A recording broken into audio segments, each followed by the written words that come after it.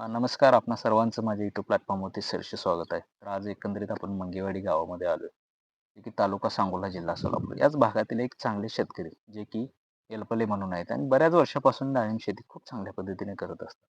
आज एकंदरीत 2 एकर क्षेत्र त्यांचं डाळिंबामधलं आहे. साधारण 800 झाडं आहेत आणि एकंदरीतच पूर्ण ज्या गोष्टी असतात, डाळिंबाचं बहार व्यवस्थापन, खत व्यवस्थापन, पाणी व्यवस्थापन, त्याचबरोबर कोणकोणत्या किडींचा आणि रोगांचा प्रादुर्भाव होत असतो. अशा बऱ्याचशा गोष्टी आपल्याला त्यांच्याकडून जाणून घ्यायच्या आहे.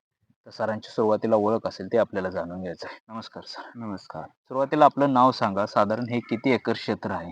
आणि त्याचबरोबर कोणती व्हरायटी आहे आणि साधारण किती लागवड अंतर आहे? माझे नाव आहे ते पिंटू एलपले, हं. राहणार एल्मर मंगेवाडी, तालुका सांगोला, जिल्हा सोलापूर. बरं. माझा हा प्लॉट आहे 2 एकरचा प्लॉट आहे. हं. त्यात 13/7 वर लागण आहे. 13/7 7 वरती. वर. हां. हं. हा भगव्या जातीचे डाळिंब आहे बरं. आणि हे म्या 20 नोव्हेंबरला इथ्रेल एप्रिल मारलं. मारलेला आहे. बरं. हां. एकंदरीत 20 नोव्हेंबरला इथ्रेल म्हटल्यानंतर साधारण नोव्हेंबरच्या सुरुवातीला किंवा ऑक्टोबरमध्ये याची छाटणी घेतली असेल. हां. बरोबर? हो. साधारण ज्यावेळेस खताचं व्यवस्थापन करत असतो, मग अशी कोणकोणती खतं दिली? शेणखत असेल, रासायनिक खत असेल, तर ते प्रत्येक झाडाला कोणकोणती मात्रा दिली? शेणखत आणि हं. डी-ए-पी पहिल्यांदा सुरुवातीला दिला. प्रति झाडाला प्रति किती झाडाला एक शेणखत 1 कॅरेटने टाकला. बरं. आणि डी-ए-पी एक 200 ग्राम 300 ग्राम पर्यंत टाकला असा. प्रत्येक झाडाला. निंबोळी पेंड आली त्याच्या संग आपली. हं, हं. परत बाकी आपण खत टाकतो सगळं, लिंबोळी हे सगळं वर शेणखता संग टाकलेलं आहे. बरं. आणि त्याच्यानंतर मग एप्रिल 20 नोव्हेंबरला मारले हं. आणि तिथनं सुरुवात चालू झाली असं झालं. बरं. आता एकंदरीत 20 नोव्हेंबरचं इथ्रेल आहे. मग साधारण ज्यावेळेस आपण पाणी सोडत असतो, सुरुवातीला किती पाणी सोडायचं? मधल्या स्टेजला, फ्लॉवरिंग स्टेजला किती पाणी सोडायचं? गाठी तयार होते तेव्हा किती ठेवायचं? आणि साधारण फळ सेट होऊन चांगलं गव्हाळलं, की साधारण त्या स्टेजला किती पाणी ठेवायचं? असं कोणकोणत्या गोष्टी कसं राहतात? आहे आता हे रानाचं वातावरण, रान काय आता एक आमच्यात कर्लाचं मिक्स रान येते. हं. त्या रानासाठी उपसा येऊन एक 3-4 दिवस लागतात उपसायला रानाला पाणी सोडायला. बरं. पहिली स्टेप धरताना आम्ही याला एक 2-4 दिवस पहिले नकलायसाठी पाणी ज्यादा लागते. एक 4-5 तास सोडले असे. बरं. तिथनं कळी निघाय चालू झाली का एक 2 दिवस गॅप टाकून 3 दिवस गॅप टाकून असे चालू केले पाणी सोडायला. म्हणजे 2 दिवस गॅप टाकले तर एक 3-4 तास सोडायचे. आणि सोडताना एकदा 3 दिवस 4 दिवस गॅप टाकला तरी 4 तास किंवा 5 तास सोडायचं. म्हणजे परत उकरून बघायचं जरा उपसा आलाय का. नाहीतर उपसा जर नसला तर पाणी सोडलं तर मुळीच काम करत नाहीत. बरं. मग साधारण ज्यावेळेस फळाची साईज वाढत असते किंवा त्या स्टेजला कसं पाणी राहतं तुमचं? तो कसं करतो आम्ही 3-4 दिवसानं सोडतो, पण 1-2 तास वाढवतो परत बरं. असे स्टेपनं. बरं. आता हे पाण्याबरोबरच आपण विद्राव्य खतं सुद्धा देत असतो. हो, देतो ना. वेगवेगळ्या हो, ग्रेडची वेगवेगळी होय. विद्राव्य खतं असतात. साधारण सुरुवातीच्या स्टेजला म्हणजे ज्यावेळेस बाग नाकलाय लागते, इथ्रेल होतं, हो. त्यावेळेस कुठलं ग्रेडचं आपण विद्राव्य खत देतो? साधारण फ्लॉवरिंग स्टेज ते सेटिंग पर्यंत कुठलं देतो? आणि साधारण नंतर फळाची साईज असेल, शायनिंग असेल, हो. त्यावेळेस कोणती विद्राव्य खतं आपण देतो? आता काय केलं तसं आम्ही पहिल्यांदा कळीची स्टेप होती. हं. तेव्हा 0-32 खालनं असे लिक्विडचं कळी कळी अवस्थेमध्ये. अवस्थेमध्ये. परत तिथनं कळी अवस्थेमध्ये लिक्विडची अवस्था ही दिली का परत तिथनं कळी निघली का स्टँडिंग झालं का परत खतं बदलतो आम्ही. म्हणजे दुसरं आपलं 19-19 काय जर आपलं 13-0-85 हे खातं चालू करतो असं लिक्विड मध्ये म्हणजे फळ सेट सेट झाल्यानंतर. झाल्यावर. बरं. तोपर्यंत 0-52-34 परत 12-61 ही कळीसाठी असं देतो. सुरुवातीच्या सुरुवाती स्टेजला, फर्स्ट इयर. फ्लॉवरिंग स्टेजमध्ये ते देत हां. राहतात. पण ज्यावेळेस आपलं फळाची साईज चांगली येत असते, हां. परत लस्टर चांगलं हो. यासाठी किंवा आता एकंदरीतच बघताय शनी आपल्याला फळाला शायनिंग वगैरे हां. आहे, हे चांगलं तर येण्यासाठी. 21 दिवसानं बेनव्याचा एक हात घेतो. बेनव्या असे 2 हात घेतो. म्हणजे थ्रिप्स ही माइट्स काही नको म्हणून त्यासाठी बरं. असे.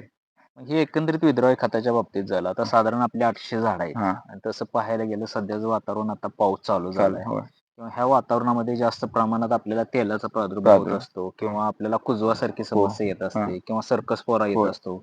एकंदरीत ही रोगांचा प्रादुर्भाव आपल्या प्लॉटवरती येऊ नये. मग त्यासाठी प्रिव्हेंटिव्ह म्हणून की कोणती औषधं मारता? तेलकटचा येऊ नये म्हणून आम्ही आता काय कसं केलंय ह्यासाठी हं. आता सध्या तर आम्ही बॅक्टेरियानाशक पुड्या परत आपलं हे कोसाईड ह्याचा हात घेतो आम्ही. आणि पहिल्यापासून रेग्युलर हात असल्यामुळं रेग्युलर एक आठवड्याला स्प्रे असल्यामुळं सहजासहजी हेच मारतो ना शेड्यूलनुसारच आपलं चालू बरं. असतं. म्हणजे तेल्यासाठी आपलं जे तुम्ही सांगितलं हां. क्लोसाईड असेल किंवा हां, बॅक्टेरियानाशकच्या पुड्या हां. असतील किंवा मार्केटमध्ये आपल्याला कवक वगैरे आहे, हां. कवच वगैरे आहे, कवच त्याचा वेळेस सुद्धा आपण वापर हां, करू करू शकतो. शकतो. हां. आता त्याचबरोबर कुजव्याचा सुद्धा आता जास्त हो, पाऊस चालू झाला की चालू. हो. कुजवा किंवा पाकळी कुजवा किंवा आपल्याला फळकुजवा फळकुज. आपल्याला दिसून येत हो. असते.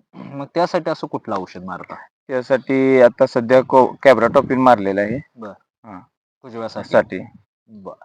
मग आता बऱ्याचशा मागच्या 4 वर्षापूर्वी आपल्या सांगोला भागामध्ये जास्त प्रमाणात पिनहोल बोररचा अटॅक बोरवेल्स. जास्त हो. राहत होता आणि हो. त्याच्यामुळे बरंचसं क्षेत्र मंगेवाडी, आजनाळे आजनाळे. किंवा पूर्ण सांगोल्यामध्ये हो. बरंचसं कमी झालतं. हा.